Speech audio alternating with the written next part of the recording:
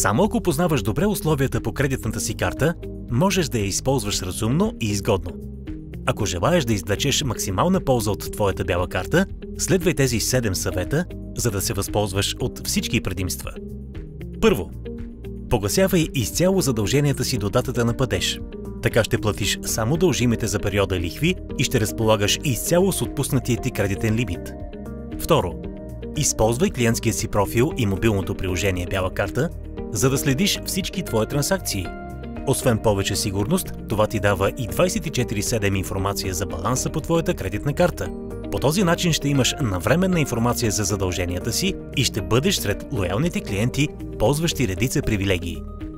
Трето, регистрирането на клиентски профил и добавянето на Бяла карта в него ти дава възможност да се включиш в програмата "Печели с Бяла карта", в която можеш да печелиш различни награди, като препоръчваш Бяла карта на свои приятели. Четвърто, увери се, че си предоставил актуален имейл и телефон за връзка с теб. Така не би пропуснал важно съобщение или друга важна информация по договора ти. Пето, абонирай се за маркетингови съобщения, за да си винаги в час с актуалните промоции и игри, от които можеш да спечелиш различни награди.